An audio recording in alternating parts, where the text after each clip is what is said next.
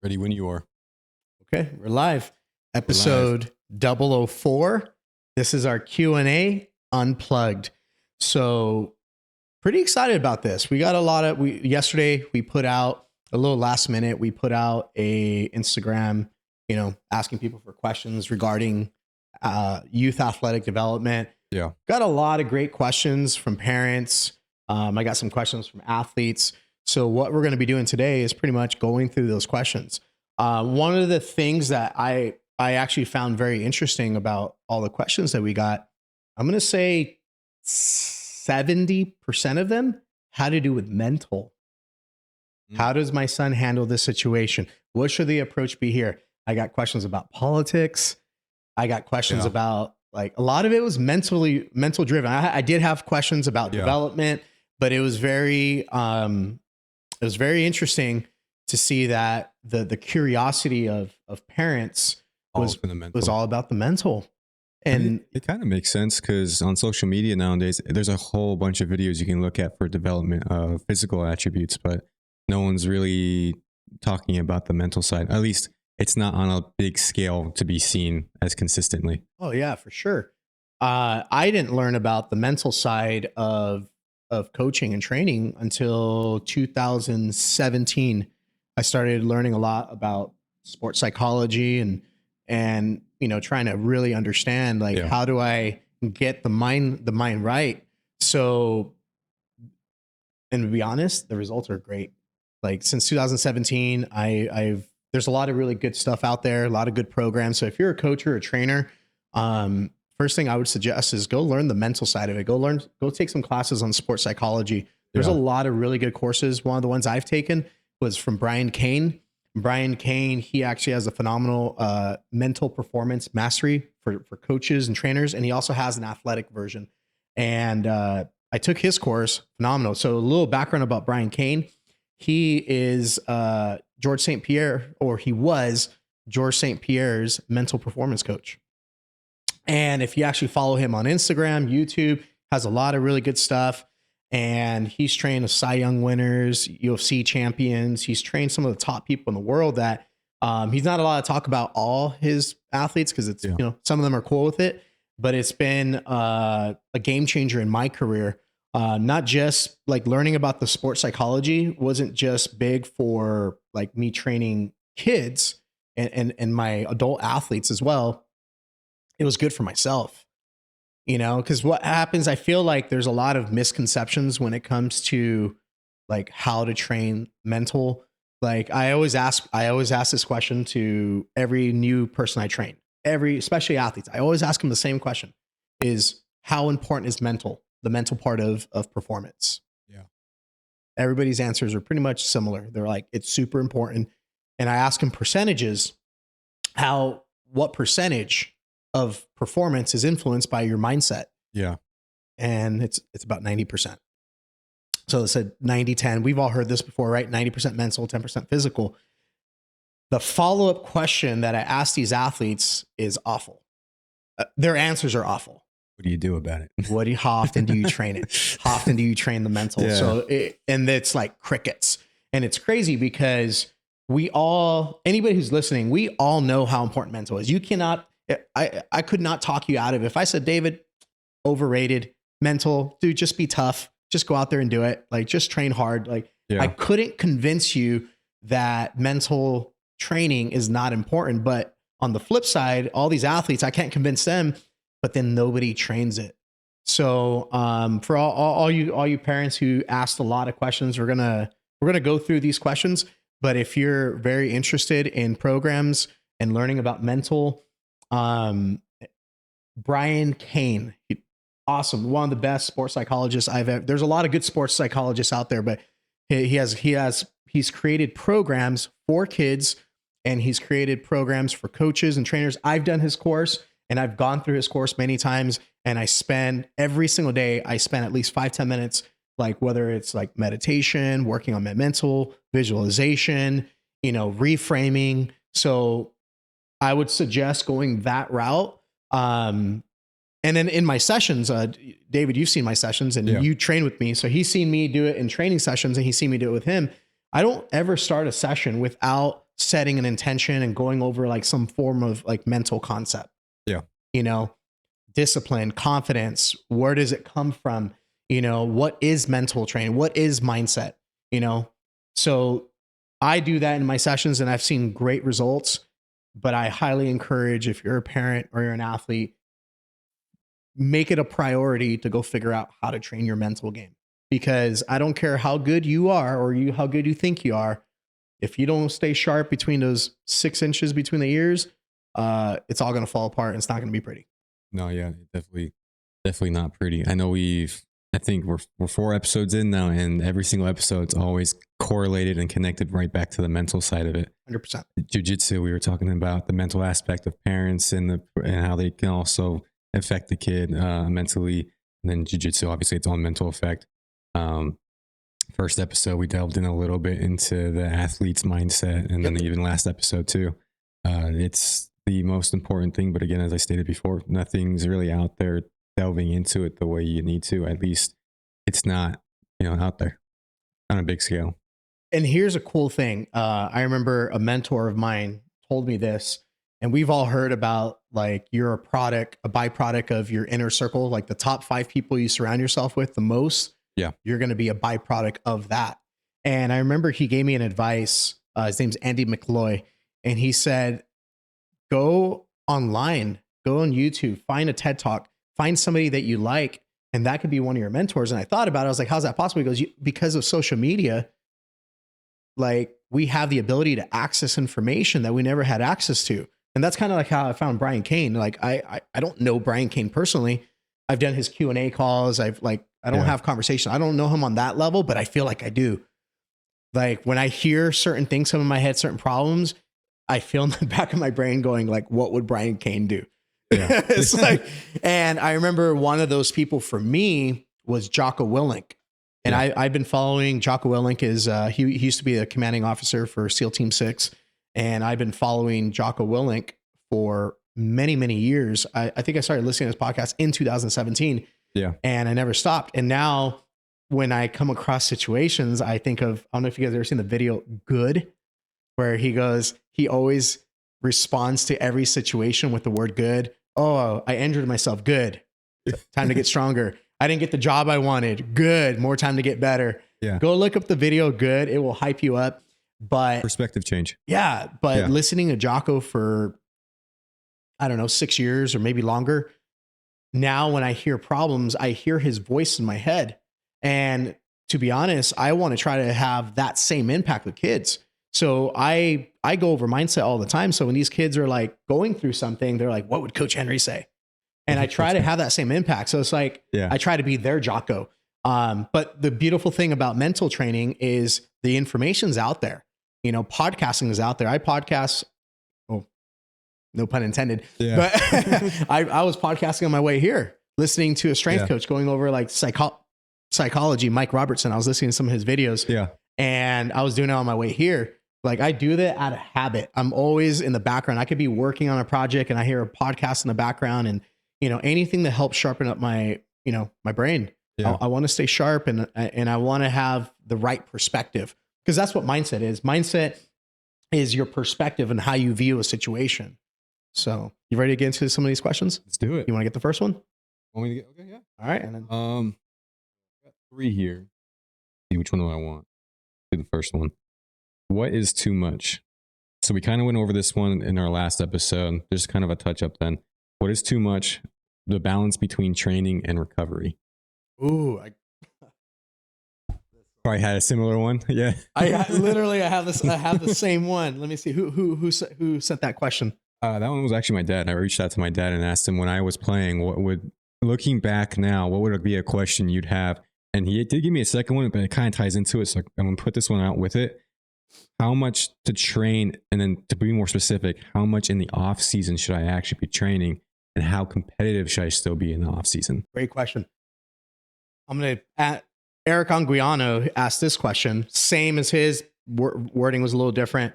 How much rest and recovery time do my kids need? My daughters do a mix of karate and soccer 5 days a week. So they only have 2 days of rest. Typically on these days, they still want to practice. I would think rest is important. but I don't want to push them too much. Yep. The ages of my kids are 7, 9, and 10. So rest and recovery is the question. And the answer, It depends. it I already know why. depends. The answer always depends. So you have to, number one is like, who is the person? You know, Eric asked about his 7, 9, and 10-year-old. Well, versus a 16, 17-year-old who's playing travel ball or, you know, so Yeah. rest is different for everybody. So I always like to break down recovery into 2 categories. Physical recovery. I'm exhausted. I'm sore. I'm banged up. I'm beat up. I'm hurting. I'm sore. My body's inflamed. Yeah. Mental. I'm burnt out. I'm not having fun. I'm not in it anymore. It doesn't feel enjoyable. Yeah. So the first question I would ask, especially if a child is like pre-puberty, is just ask them, hey, how do you feel? Do you want to practice? Eric mentioned that his kids want to practice. If they want to practice, let them practice. But maybe ask them, how do they want to practice? What do they want to practice? You know, we did a game on the Youth Summer Olympics. We did a flag football game. And we asked the kids, do you guys want to be coached or do you guys want to free play? You guys want to coach yourselves? And they said, we want to coach ourselves. I said, cool. And this is at the end of like an hour, 90 minutes of activity, right? Yeah. They were sprinting and now they're playing flag football. They all look tired. And then all of a sudden they're like not tired anymore. So I know a lot of times with like even my own kids, Jackson specifically, my oldest, shoulders are down. I'm just so tired. I'm just so tired. And, you know, you just got done with the game, rock climbing or something, right? Yeah. One of the neighbors knocks on the door. Hey, we're all outside playing hockey. All of a sudden, he has that quick charge battery. Yeah.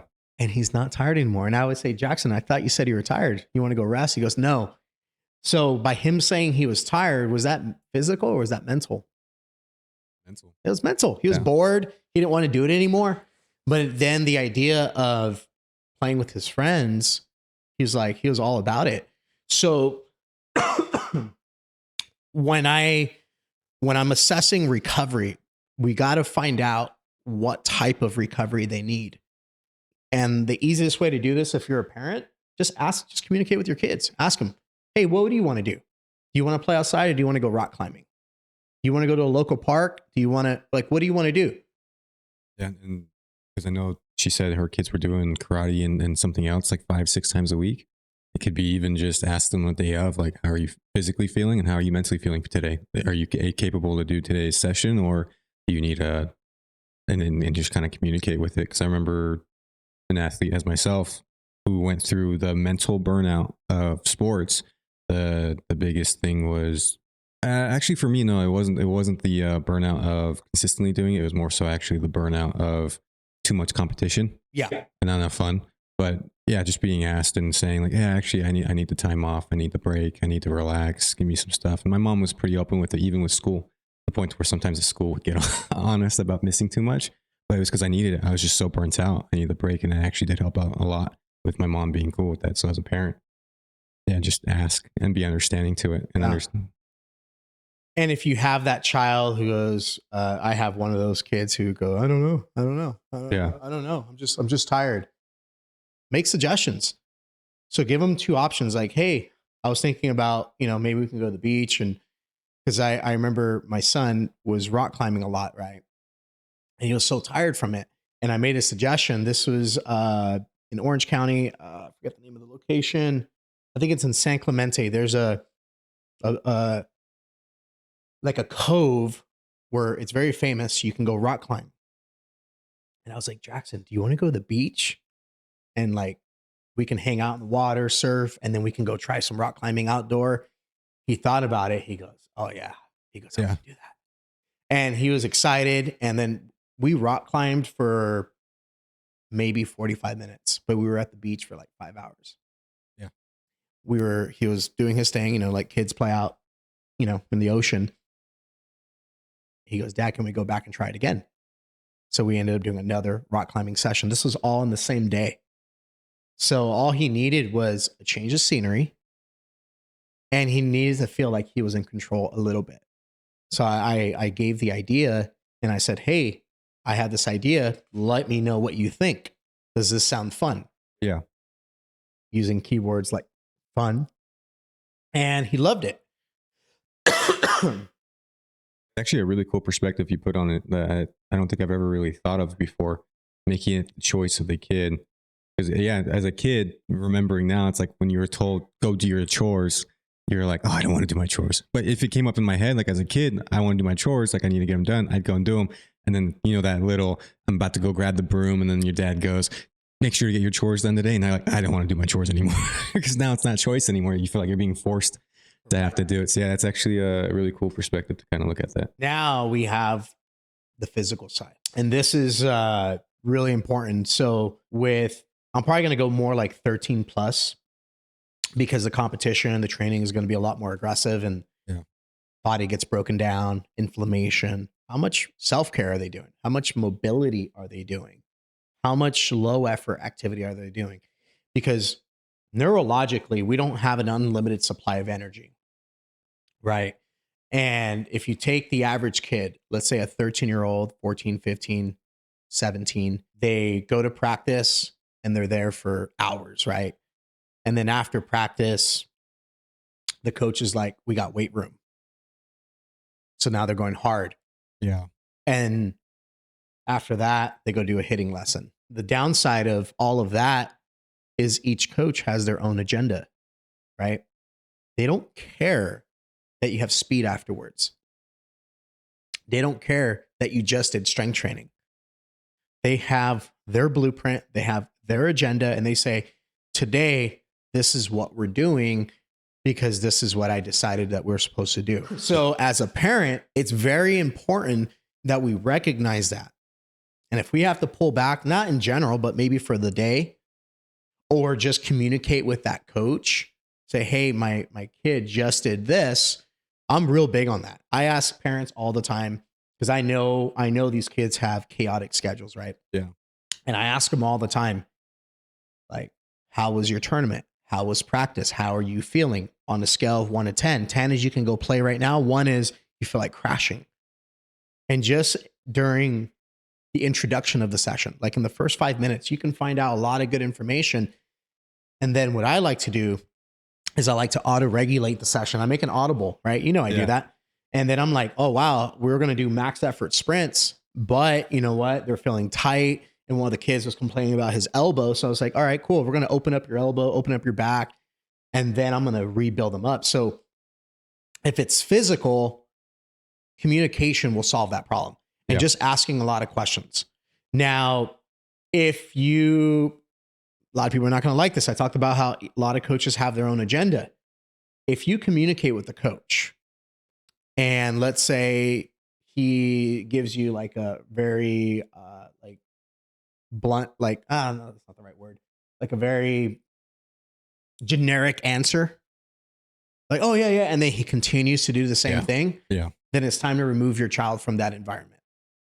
So not every coach is the best for everyone, right? I'm not the perfect coach, you know, but for someone else, they might be like, Coach Henry's the best. And someone else might be like, I don't like his style. It doesn't click with me. Whatever. That's cool.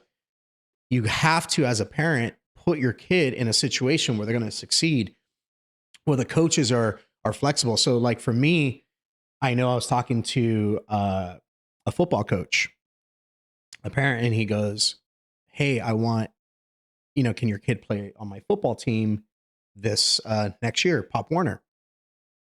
And I'm just like, it overlaps with hockey and there's other things going on. And I told him, I said, that's fine, but just understand, like, they're going to miss practices. They're not going to miss a game for a practice. Yeah. So if there's a game, the game's going to be the trump card. We might have to miss a tournament. I don't know. And are you okay with that? Yeah. A coach that doesn't auto-regulate to the kid's specific needs can be a scary coach because you just got done doing a hardcore practice maybe with your team. They got super intense in sprints and all these different things. And then you're going out and now he wants you to hit the bat as hard as possible. Yeah. Or hit the ball with the bat as hard as possible. And then you're just over fatiguing yourself. And now if you're communicating with him and he's like, Okay, keep it in the heart though, because you got the old school mentality. Some people, I don't A know. lot of old school I mentality don't know about still. nowadays. At least I haven't been in the game as much with that. But when I was working, there's a lot of old school mentality of push. But then you look back now, you're like, I shouldn't have pushed. That's why I got injured. It was because I over fatigued myself and overdid it. Now, if you're an athlete, and let's say, because as an athlete, you don't have like control over the session, right? You don't Yeah. have control over the practice. If you ever feel like, and this is what I teach my boys and girls, if you ever feel like you're in a practice, a training session, whatever, weight room, and it feels like it's a little too much, and you're obviously not going to be like, hey coach, I'm good, I'm gonna go do my own thing. You can't do that, right? So this is what you do. If you're an athlete, you change the intention in how you do the thing that you're doing. So last week I talked about how there's 3 different modes. We have training mode, we have practice/learning mode, and we have competition mode. So training mode is you're trying to acquire more stuff, right? You're trying to get more strength, more speed, more skill, more something. Yeah. Practice is you're learning how to use your stuff, right? So technique. So if you have a coach, this is a very specific example. There was a baseball coach. I won't say who it is, but he was doing speed training, i.e., a lot of suicides, conditioning. He was doing conditioning, but he was calling it speed work. Yeah. And it was actually conditioning. And I said, hey, coach, what do? I felt like garbage like doing that. I said, next time you do the conditioning with your team, instead of treating it like training, practice sprinting, work on your technique. Nobody's going to know you're doing it. And more than likely, you'll be at the front of the line, but you're not trying to win by like through effort. So you can do the exact same thing and change your mindset. So from the outside looking in, you're doing the same thing as everybody else, but you're not. Because internally, you're like, I'm focusing on breath cadence. I'm focusing on being fluid. I'm focusing on having soft feet, soft hands. I'm learning how to, let's say it's a bullpen. I'm learning how to throw with my torso, with my trunk instead of my arm. You do the same thing that everybody else is doing, and you change the intention behind how you do that. And now all of a sudden it's practice and there's minimal inflammation. Yeah. Right. And then the last part of that is you have to do actual self-care. You could only modify your technique so much. I'm not a big fan of just like quote unquote rest days. I'm not a big fan of meaning do nothing. Yeah, Mobility work. Yeah. Do some mobility work. Get the blood flow going and all. Do some flexibility work. Take a yoga class. Do some breath work. You have to add in recovery. And recovery, I would say from 18 and under, awful. Awful from the sense of it's not being done. And if it's being done, there's not enough of it and it's not strategic. So if you take a college athlete or a pro athlete, when I was working, I've worked with professional athletes and I've worked with collegiate athletes. The ratio of training to recovery, it's 1-4. So for every 1 hour of hard training that you do, 4 hours of recovery. That could be an hour and a half of mobility. That could be doing some breath work. That could be my nutrition. That could be taking a nap. That could be doing a cold plunge. The ratio at the pro level is between, it's a 1-4 ratio. A good example, go look up, he's a monster, Derrick Henry. Yeah. He's 30 years old and it looks like he's peaking. And for a running back, being 30 years old as a running back is equivalent to a normal person being like 90 years old. Yeah. You don't last long. And if you look up his recovery, it's insane. He spends like 6-7 hours a day on recovery work. He's getting treatment. He's stretching. He's meditating. And if you look up, not just Derrick Henry, but if you look up any professional athlete, what you're going to find on the YouTube, right? On social media, PubMed, right? What you're going to find is you're going to find their training, but you'll never find their recovery. And the reason being is I want to see Derrick Henry pushing a prowler and sprinting uphill. That's what I want to see. And then us athletes who are 13 years old, 15 years old, we go, oh my God, our eyes light up and go, that's what I got to do. And then mom and dad go, if my kid's not doing that, then they're not going to be good. So we have to copy those workouts we see. It could be him doing that once in the whole session, but It now could they're be doing once in like the whole 10 session. times on their own just because they think Derrick Henry does it 10 Okay. times. Yeah. Now the question is, why do they not post their recovery? Because it's freaking boring. Yeah, Do it I doesn't want to get see views. Derrick Henry doing breath work, watch a YouTube video of him laying on the ground and being stretched for 45 minutes? Do I really want to sit on my phone and do that? Do I want to go watch LeBron James doing a cold plunge? Unless you're a trainer with the intentions of learning that, no. I can tell Nobody you wants no. to do that. So for parents, it's very important that that ratio is balanced out. Yeah. So you can't just be making withdrawals all the time, right? So every time you train, every practice you do, every training session, every skills coach session, every conditioning workout you do, that's a withdrawal. Yeah. You have to make deposits. So with recovery, that's the deposit side of it. So if you want to minimize injuries, or maybe your kid's injured all the time, or maybe you're injured all the time, ask yourself, what's my ratio? And more than likely, you're not going to like the answer. You're going to think about it and you're going to go, ooh, I don't spend any time. I never stretch. I never do mobility. I never do a cold plunge. My diet's terrible. I'm on my cell phone at night with all this dopamine, and now I'm getting shitty sleep quality. Yeah. I don't get REM sleep, right? Yeah. So if you want to enhance recovery, number one, you got to start doing it and be intentional with the physical side of it. And you'll find that when you do the physical side of it, it improves your mental. Yep. And the physical side of it, and then just the mental side. I know for me, not too long ago, actually pretty recently, in a couple months, I was having issues with my brain getting overstimulated and just kind of crazy, right? Life gets stressful and all. And I found, okay, getting into a bath, a hot, warm bath with a relaxing playlist like piano and violin and stuff, and just sitting there and trying to focus on relaxation and just relaxing and allowing the brain to breathe and doing the breathing exercises inside of the hot bath with that music. Wonders. I can go 2 weeks without doing it, and let's say at that point I start feeling it again. Yeah. Go right back in the bath and then regenerate for a little while and keep doing it. It's a mental reset. Yeah. So like mine, I do this every day. My wife knows I do this. Cold showers, especially now in the winter. She'll hear me like hyperventilating, and she's just like, and I'm doing this at like 4 a.m. Yeah. But I'm trying to control my breath. I'm trying to get rid of carbon dioxide. I'm trying to, boost my immune system. But a lot of it, it's even a mental victory. Like just training mental immediately makes you feel good mentally. There's one thing of doing something physical and feeling good mentally afterwards, but doing mental training, journaling, that's a big thing. I remember when I first started journaling back in 2016, before that, I was like, dude, I'm not journaling. Yeah. Like how lame does that sound? Yeah. And I remember I was taught that with my journaling, to write the highlight of my day and then to write the low of my day. And then I take the low of my day and I reframe it, which means I just change my perspective on that. And then I give myself an action step to do for the next day. What did I like about today? What did I not like? And what am I going to do about it tomorrow? Yeah.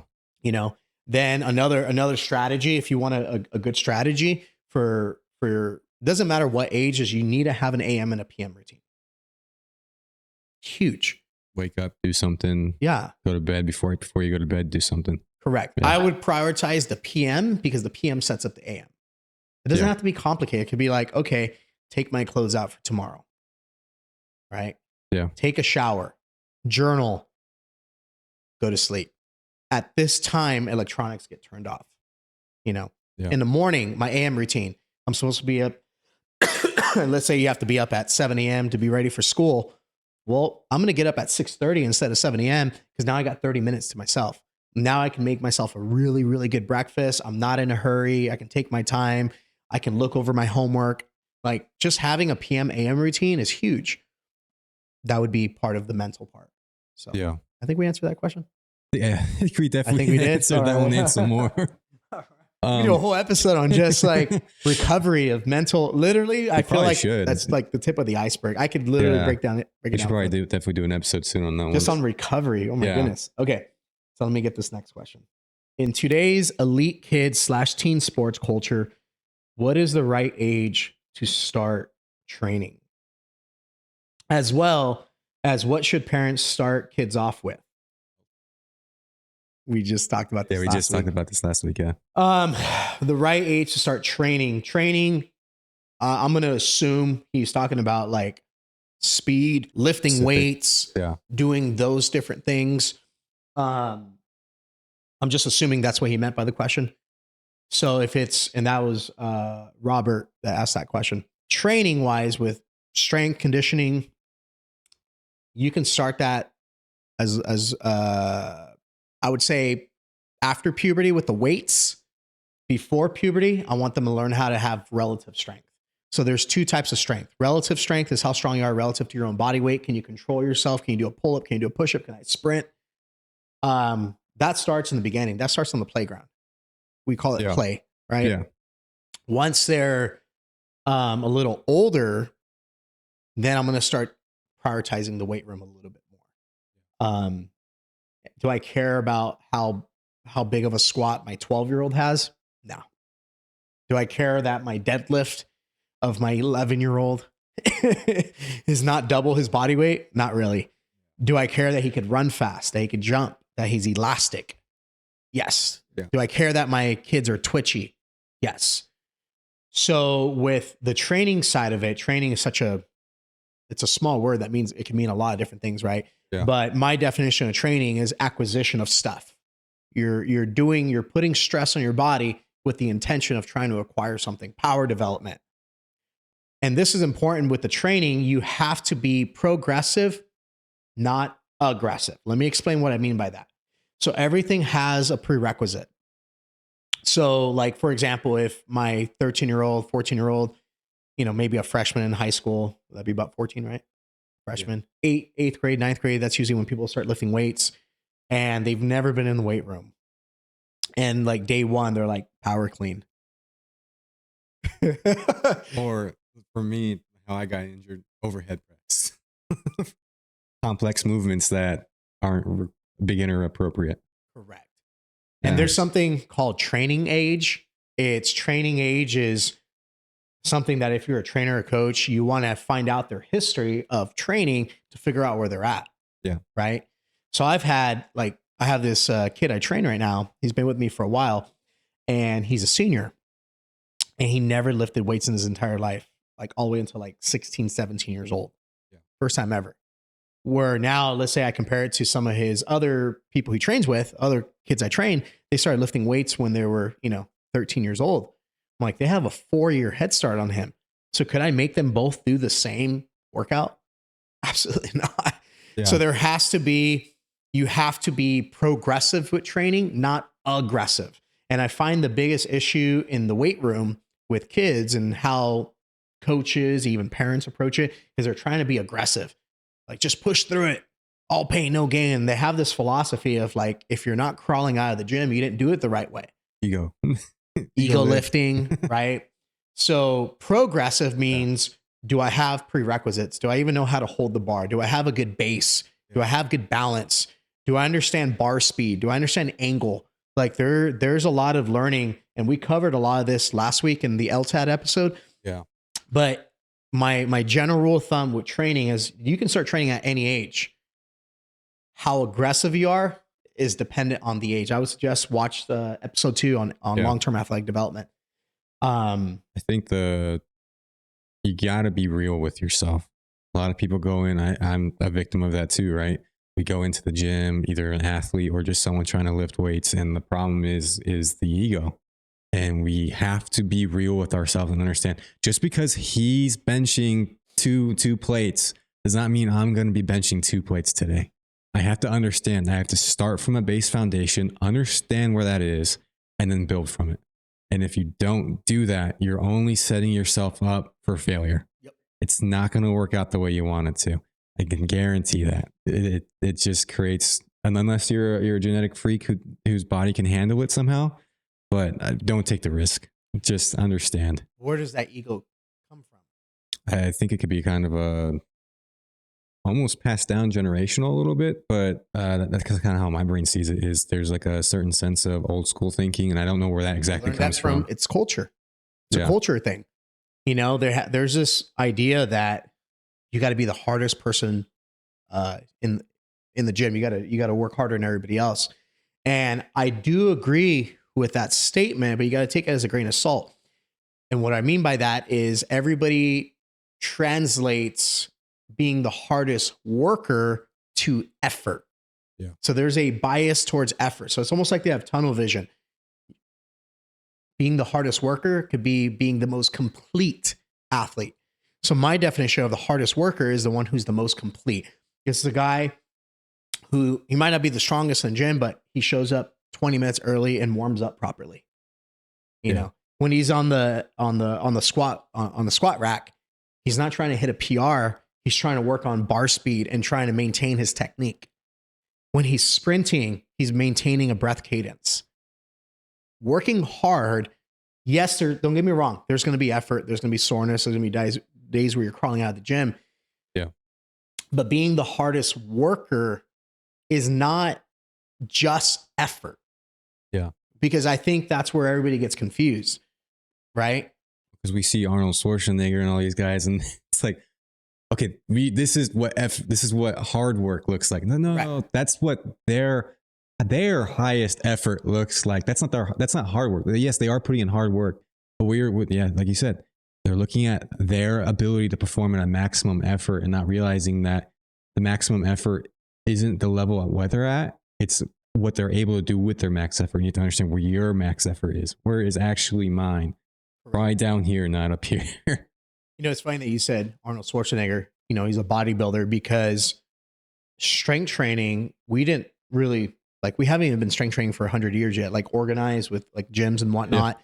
Yeah. And the difference between like Arnold Schwarzenegger, a power lifter, a strongman, they're strength athletes, not sport athlete, not field and court sport athlete. There's a difference. The difference between a strength athlete is the training is the sport. So if I'm a power lifter and I want to get really, really good at my bench press, yeah, my training is also my competition, because in competition, there's rules, right? So a lot of these rules of like, I'll give you an example of a rule. Excuse me. Let's say I tell somebody, I want you to go ass to grass on a squat. Yeah. In competition, there's a judge that says up. He will clear you when you're allowed to stand back up. And if you squat and then you go up early, they go, doesn't count. Right? So that's a rule that was created by a person based off of competition rules. Right? It's no different than me saying, hey, like yesterday I was having the kids play tag and I was like, this is out of bounds. Imagine that's a force field. And they stepped out and I was like, oh, you're out. That was a rule I created. Yeah. So what happens, this is a short little history lesson of strength, is that was the blueprint that existed, the powerlifting, the bodybuilding.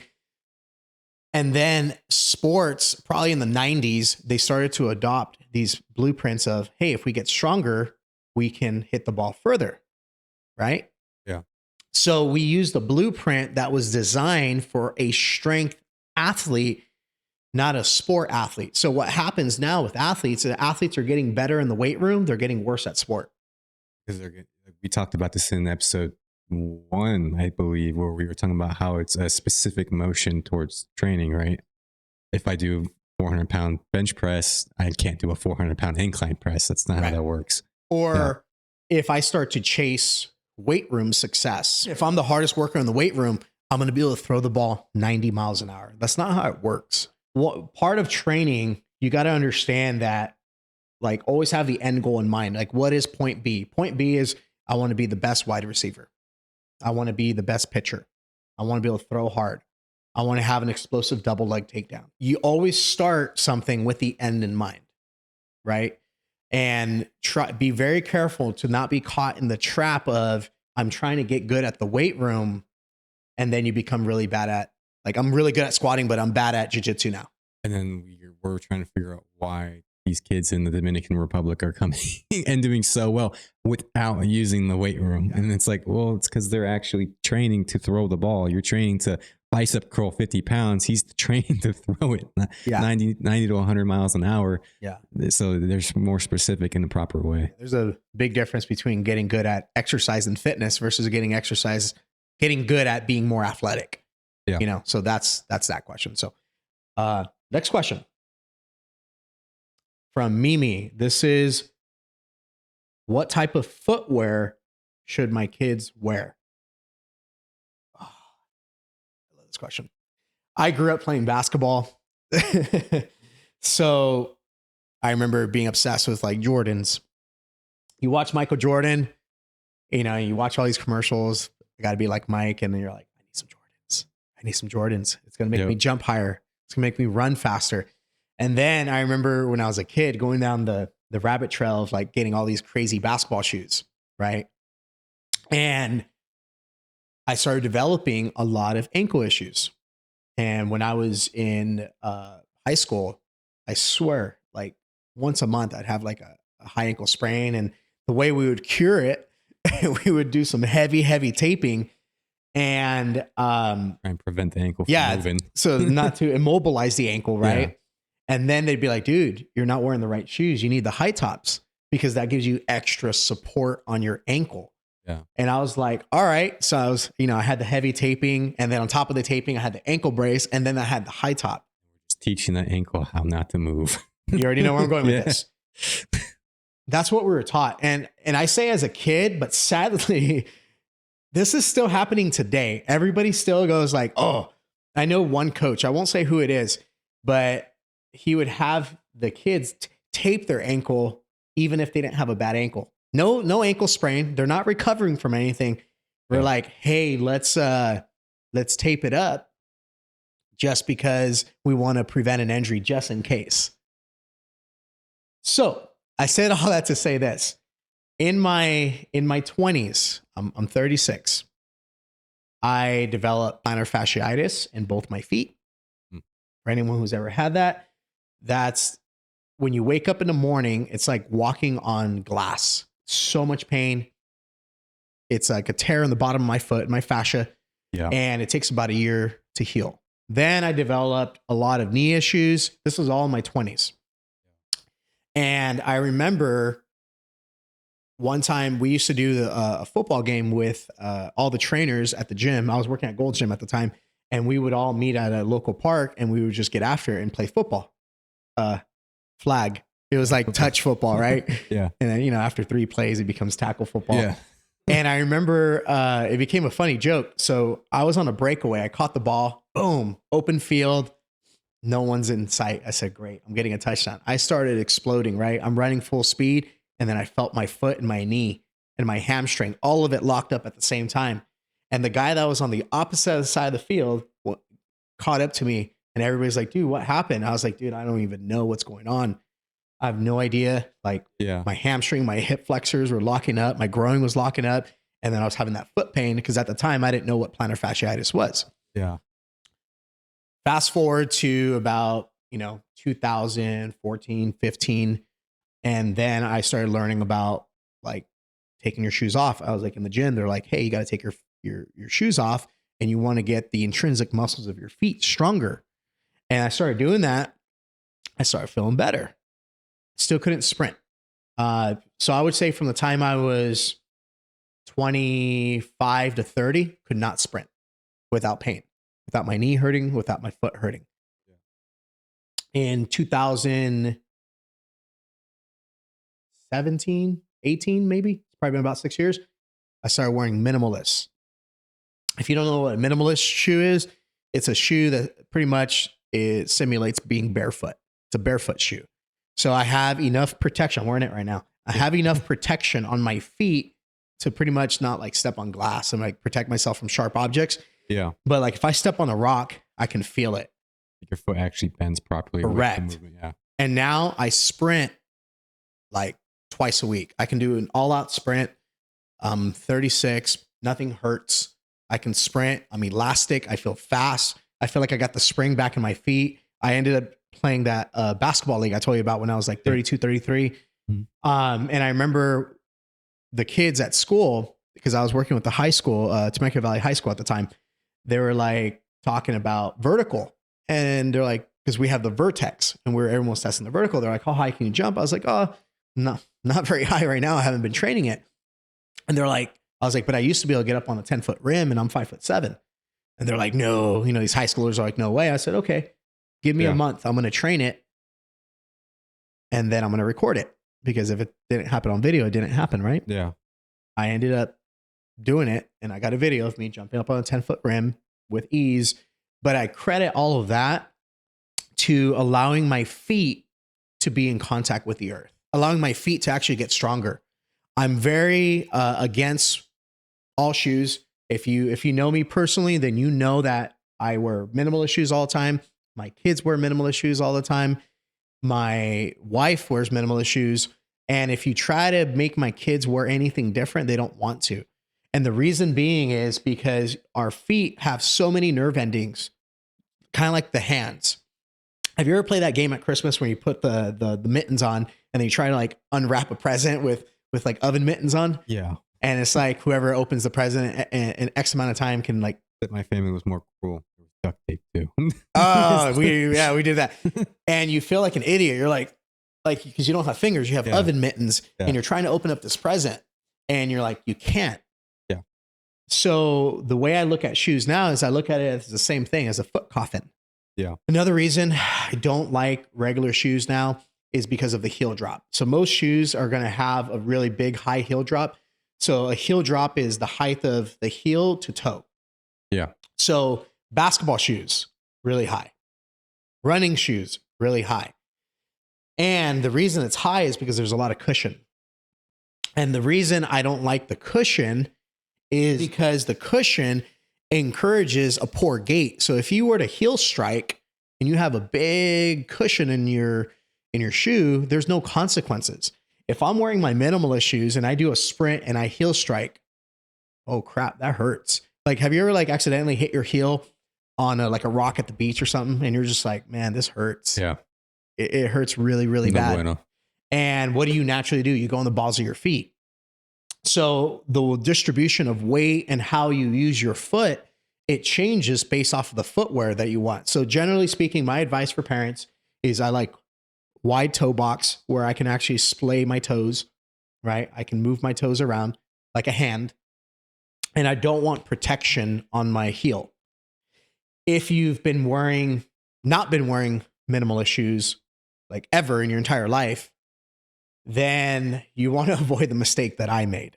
The mistake I made is I went from one extreme to the other, and my feet have never been so sore. The first time I ever wore a pair of minimalist shoes, it was killing me because my feet were so weak. So what I would do in the beginning is when you purchase a pair of minimalist shoes is maybe you go 25, 75. 25% of the time I wear the minimalist, 75% of the time I wear the other shoe.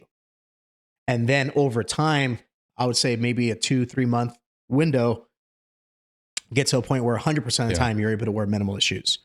Now, another beautiful thing about minimalist shoes is we talked about how the heavy taping and the ankle brace immobilizes your ankle. Yeah. Immobilize means you're restricting movement. Well, what happens to a joint if you stop moving it?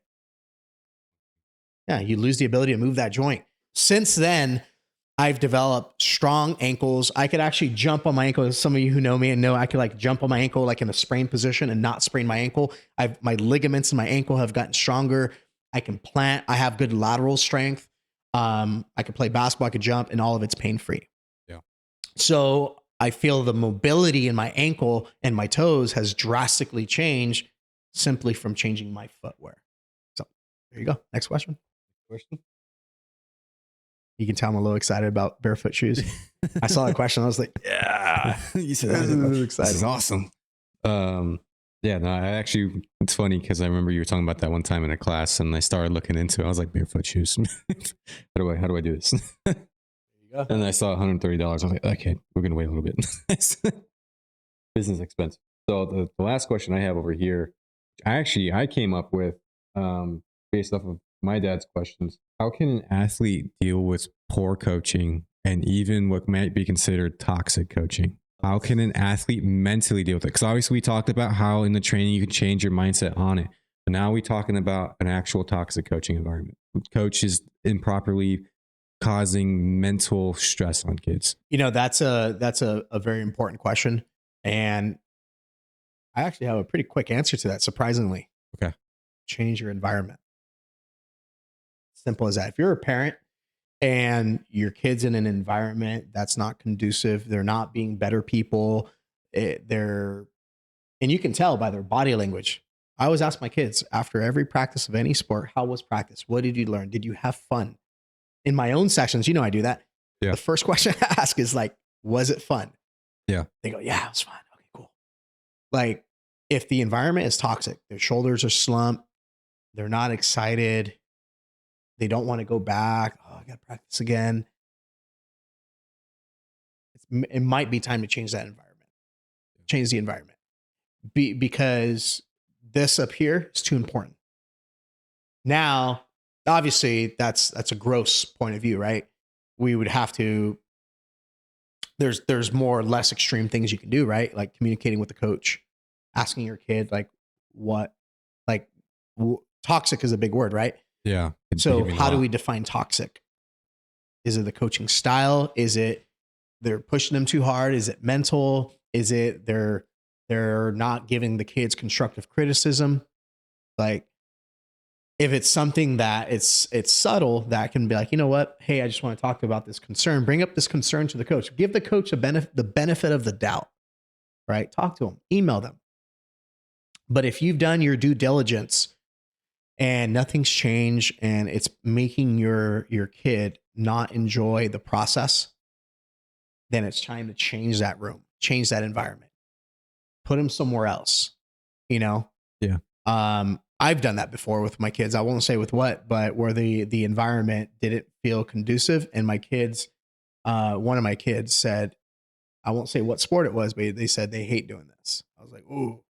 And then after I pulled them out of the environment, they said this is probably maybe 3 months after, they asked if they can go back, but somewhere different. I was like, so they didn't hate the sport. It was the environment. So now, to make it even a bit more strict, because I did kind of deal with this.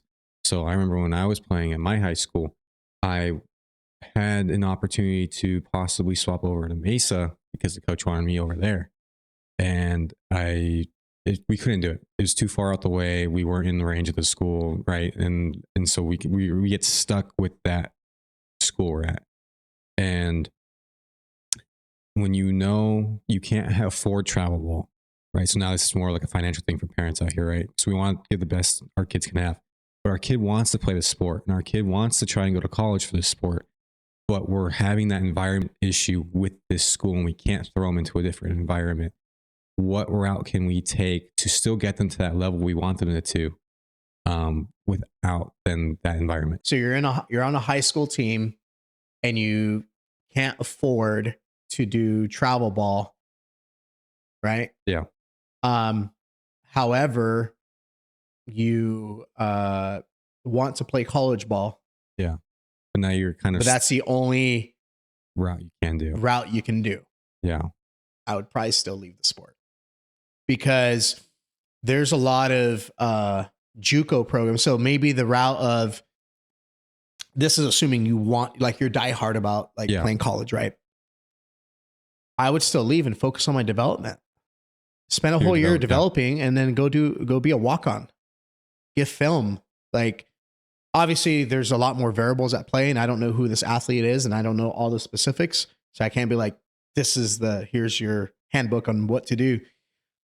But if the environment, once again, is toxic, because at what point would that scholarship mean more than your mental health? True, because there's still plenty of guys out here who do training for basketball with high school kids. So you can still get your competition mindset from that type of training while still developing. And if anything, actually, that might be more beneficial for a lot of kids.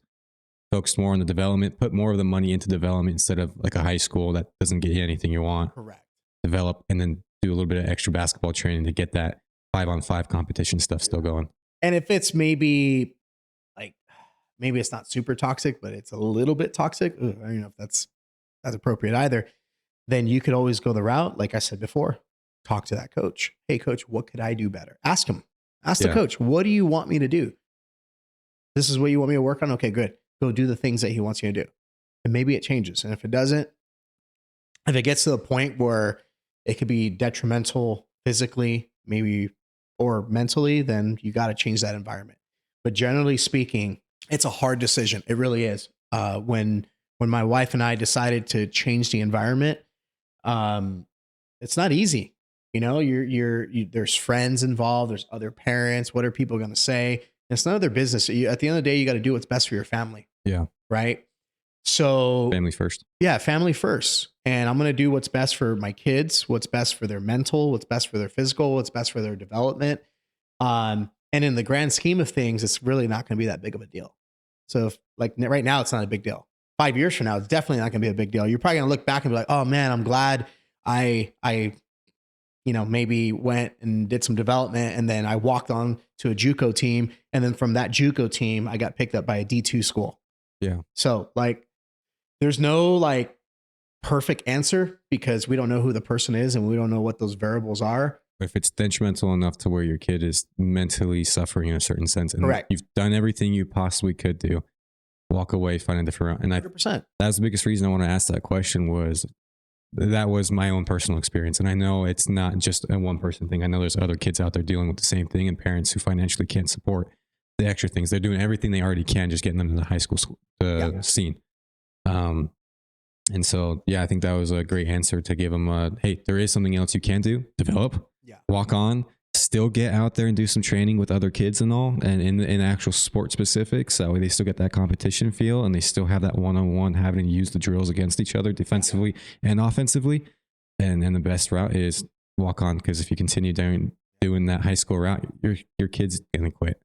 You know, it's funny, that actual scenario just came to me right now. I actually have somebody who's in that exact same scenario.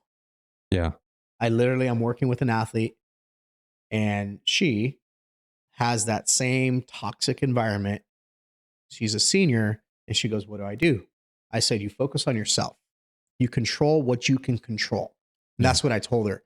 I said, you can control your training. You can control your mindset. You can control, the things, the action steps that you're doing. I said, focus on development. She's going to play in college. I won't say the name because then that will give away the school.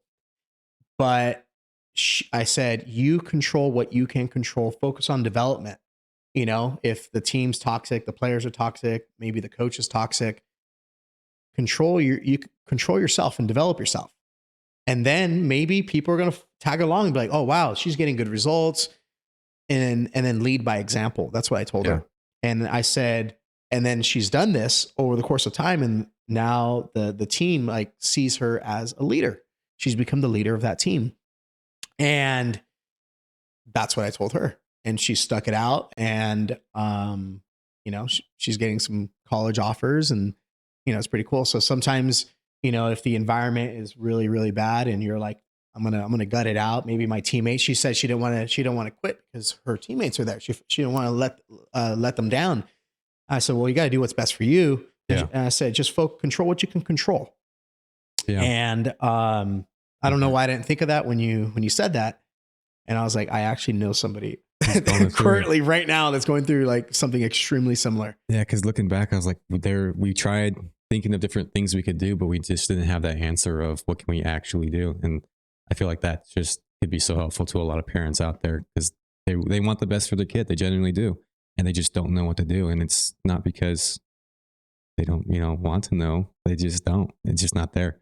Because we always think you have to play in the sport competitively in high school or in the travel ball to get noticed.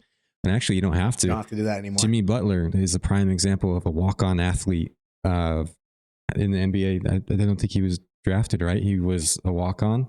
There's a lot of those guys. Yeah, there's a lot of them though. But he's one of the guys I'd like to use because he's a big athlete in the sport right now. But he was not a drafted athlete. If you're athletic and you have skills, people will find you. Yeah. And you think the NBA cared about all those schools that didn't pick them up? They're like, well, that's their loss. It's a steal. Yeah. That's a steal, right? Yeah. Last question. Okay.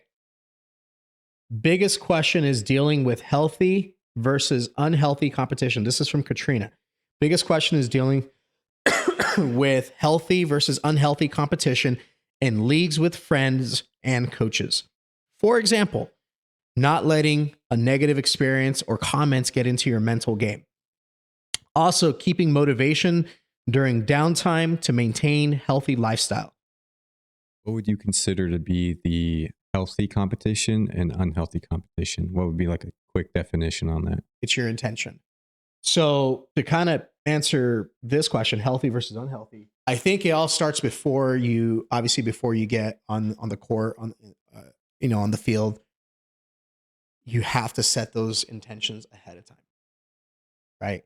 So if those intentions aren't preset, then the only thing that this kid's going to have is he's going to make decisions based off of external, what he's seeing, what's going on around him.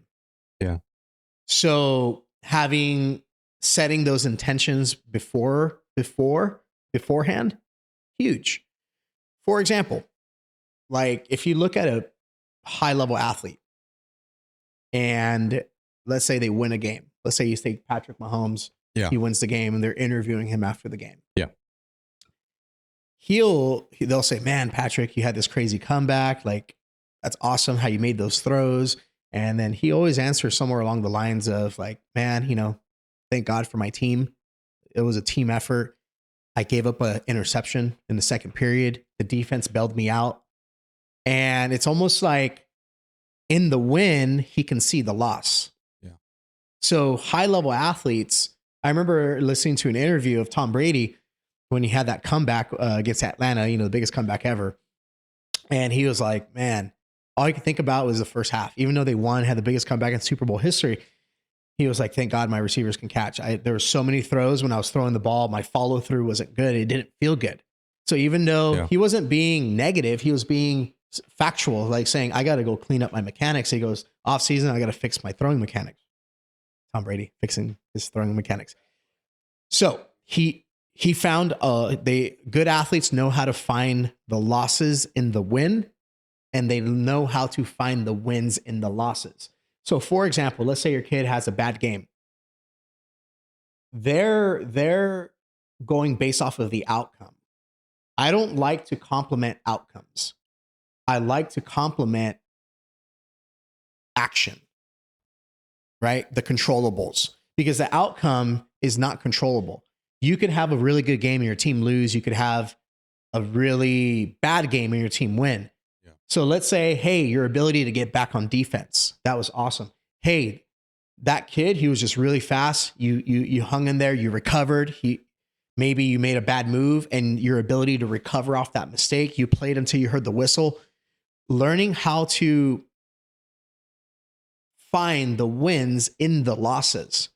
So the mindset of like going into competition is I'm going to be competitive. That's what competition is, right? Is I'm going to compete to win. Can you control competition? Absolutely. You can control your attitude. You can control how you act. Can you control the outcome? No. The only sport you can control outcomes is individual sports. And even then, I would still say you can only influence the outcome. Yeah. Let's say you take a wrestler. Well, what if the guy's a state champ? And let's say, you get beat, but you're like, man, he pinned everybody in the first round.